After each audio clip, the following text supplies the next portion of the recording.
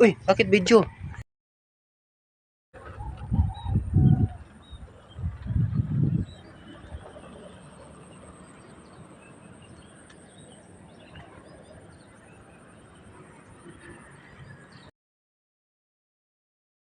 Yari na po yung ginawa namin pilapil.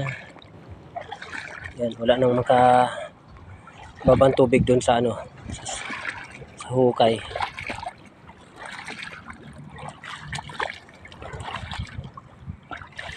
Huwag na munang umulan para matapos na kami.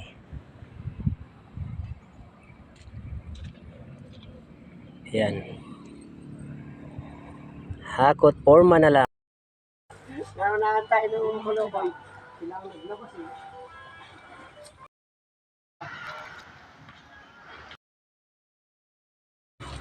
Meron po kami sako ngayon na ano, sa kapitbahay. Kaya lang pinipilian ko muna kung pwede siyang lagyan. Kasi yung iba, may butas na. Inaano namin yung pwedeng lagyan lang. Hindi ko alam kung ilang piraso yung mapipili namin. Meron sana kaming inanong sako dito sa kapitbahay. Kaya lang nung tinignan ko hindi na pwede. Pag nilagyan ng buhangin, madudurog lang. Kaya wala din mangyayari. Ngayon po, kinarga na po yung backhoe.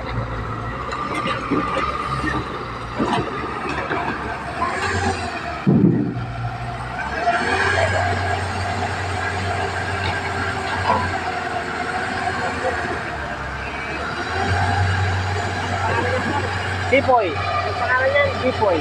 Hoy, katpati ka lang naman.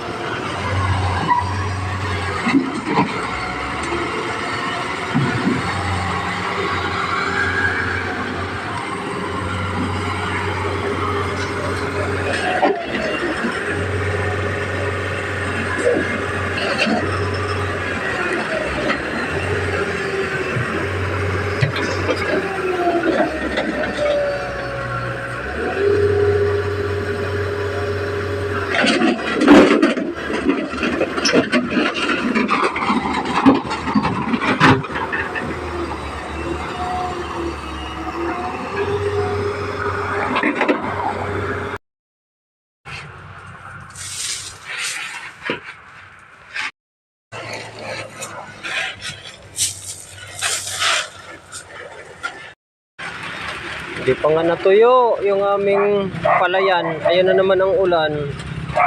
Lakas na naman. Grabe siya.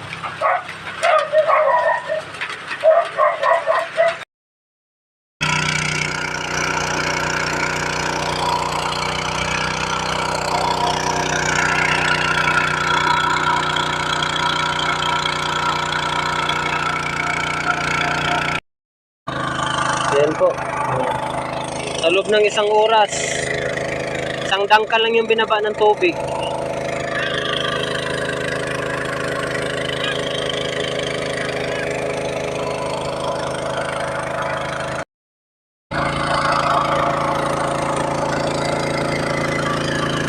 Yan na po yung binaba. Nagdagdag na po ako ng gas, halagang 500 para dire-diretso.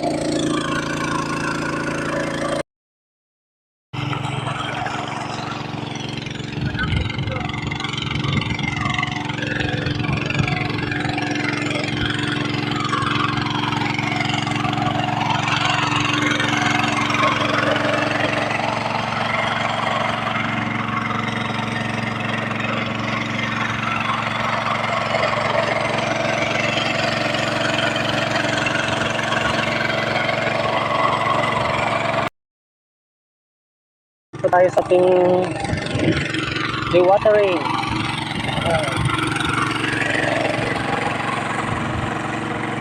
Meron po kalalim yung ano niya. Kailang sumasabay yung lupa.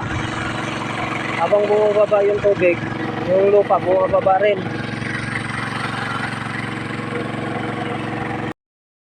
Nandito na yung isang water pump. Ayan, asan yung hose niya? Okay.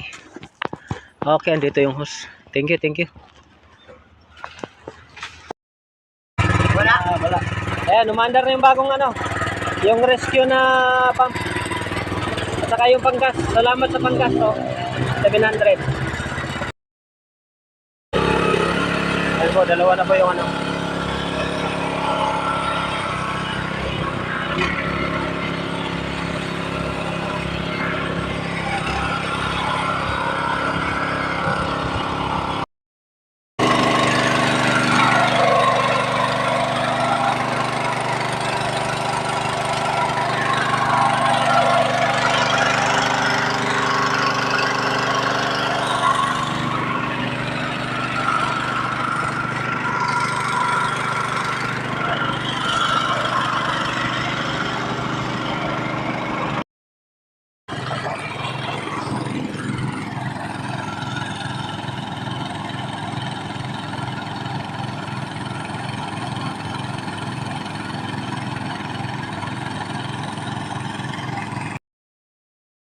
Isang metro na mahigit yung ibinabaw ng tubig. Saka siyempre paliit na siya. Kakayanin to, dalawa na yung motor natin.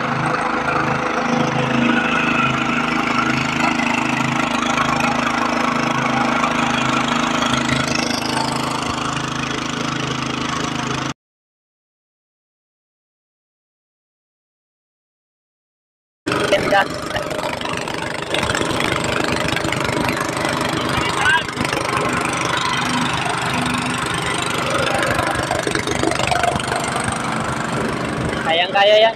Tuyo yan. Hanggang alas 5, tuyo yan.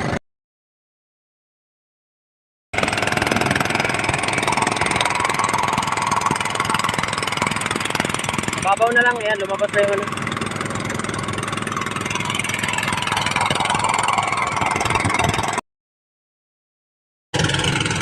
Yan pa. Sumabay yung lupa doon. Pababa. Ayun o, laki. Pati dito.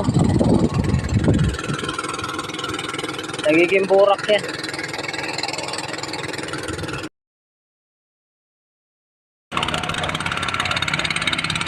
Kailangan pumalit yung burak. Bumaba yung burak oh, galing doon.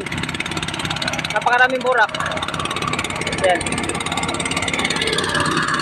Wala na. Nagwawala na yung aming vibrator. Halos hindi na makasip-sip eh.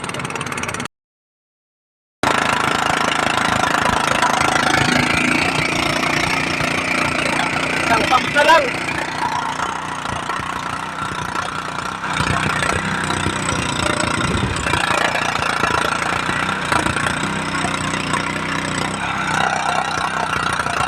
Mababaw na kasi masyado eh.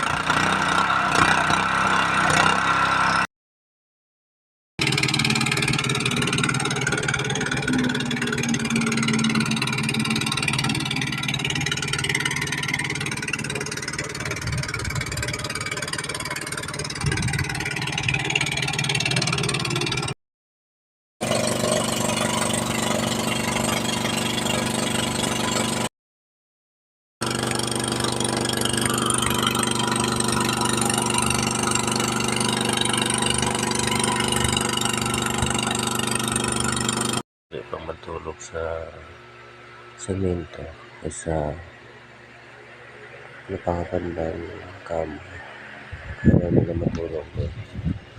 Kaya mas pinili ko niya na dyan matulog.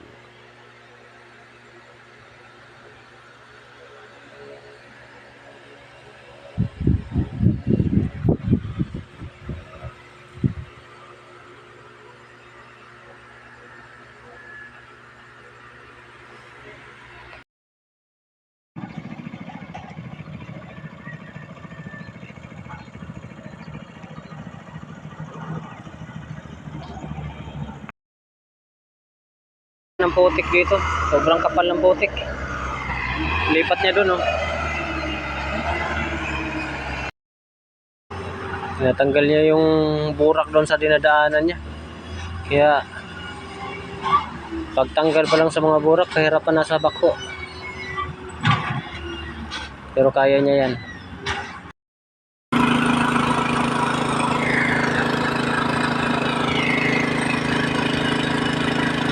Ang lalim ng burak.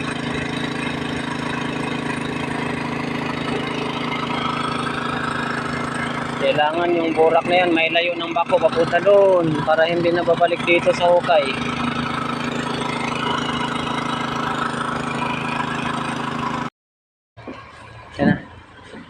Para sa concrete block natin, imbes na mag-line concrete tayo, hindi na.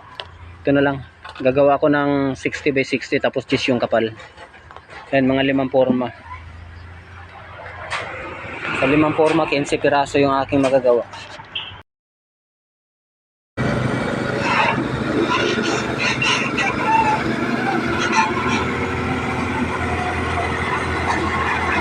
Ang kapal talaga ng burak.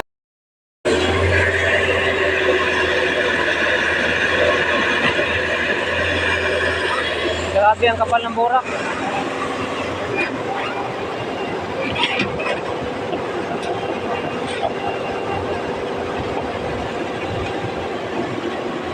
Isang metro mahigit yung kapal ng burak.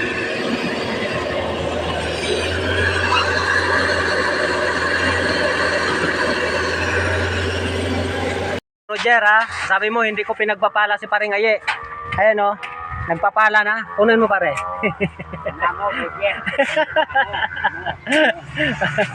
Ayan, pinagpapala na yan si Paring Aye ha. Ayan po, umpisa ng bako, maglipat ng lupa. Doon sa dulo. Galing dito. Bumaba naman yung lupa doon sa gilid. Bumaba naman, pati doon bumaba naman.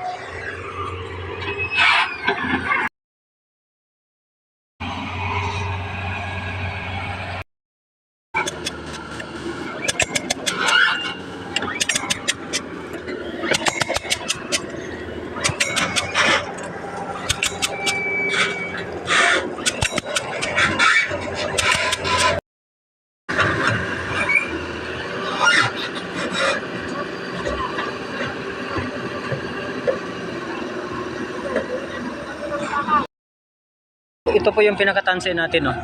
Yan. Yung pinakatanse. Tingnan niyo po kung gaano nakalaki yung guho. Yan. Ganoon na po kalaki yung guho niya. Yan, wag muna sa tanse. Tapos dito lang po sa kabila. Pakita ko rin. Yan, ito rin po yung tanse natin. Yan, ito po. So, gaano kalaki yung guho niya. Yan. Hinaharang-harangan lang namin. Malakas kasi yung tubig kasi may mga butas yung galing sa kabilang palayan. Ganun din dito. Malakas bumalik. Gana ta. Ayan. Gumuho na naman yung area na yun. No? Pati yun, gumuguho na naman. Eh, sabi ng operator ng bako, pipilitin doon yung makarating doon para makuha niya yung nandun bandang gumuho. Abang ito, yung mga bakal na yun, no, gagamitin ko na pang shoring. Wala pa kasi yung ano. Yung mga 16mm natin, gamitin ko muna.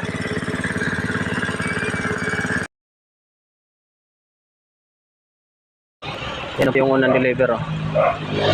Kailang wala. Isang load pa lang. Sarado na yung aking daanan. Wala nang ano, wala na akong sa sobrang liit ng aking space. Ay my God. Ay, inayos na lang niya yung ano, yung dinaanan dito na lumubog siya.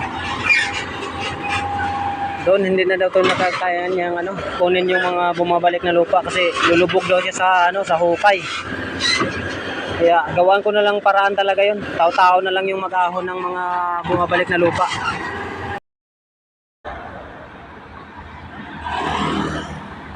Yan na po yung delivery ng ano. Play. Ito sir, ganito po kalalim yung ano, yung burak ko, halos baywang ko yung burak. Tapos hanggang doon yan, no. Yan, doon sa kabila. Yan.